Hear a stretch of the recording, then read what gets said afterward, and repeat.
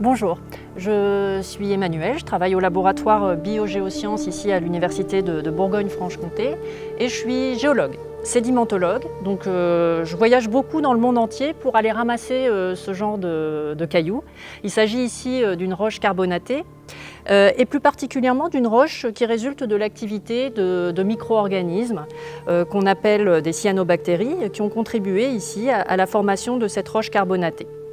Mais en étudiant cette roche plus particulièrement, on s'est aperçu qu'il y avait certains éléments qui n'avaient pas grand-chose à faire en association avec ces dépôts carbonatés, tels que par exemple l'arsenic. On a discuté avec d'autres collègues qui travaillent sur des dépôts beaucoup plus anciens, par exemple un échantillon comme celui-ci, qui est un échantillon du précambrien, donc quelque chose qui remonte à plusieurs milliards d'années, et même en fait à une période de l'histoire de notre planète où il y avait très peu d'oxygène dans l'atmosphère. Et pourtant, ces roches résultent de l'activité des mêmes micro-organismes qui semblent avoir fait des dépôts un petit peu plus récents, qui sont ceux sur lesquels je travaille.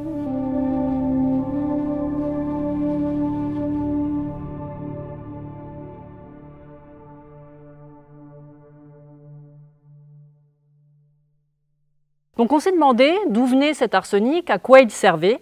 Et pour ça, en fait, on a fait appel à un collègue géomicrobiologiste, Peter Wiechert, un collègue américain, qui est spécialiste de l'étude de ces micro-organismes et qui les replace dans un contexte aujourd'hui où on peut aller voir de leur vivant et regarder comment ils participent à la formation de ces roches-là.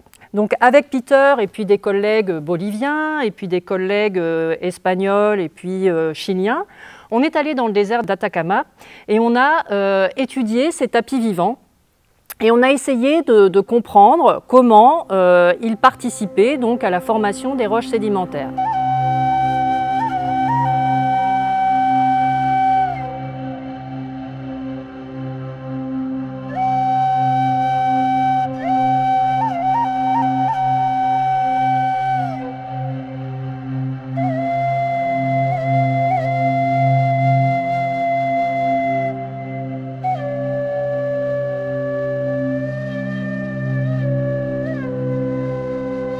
Et le plus extraordinaire, c'est qu'on a trouvé également de l'arsenic.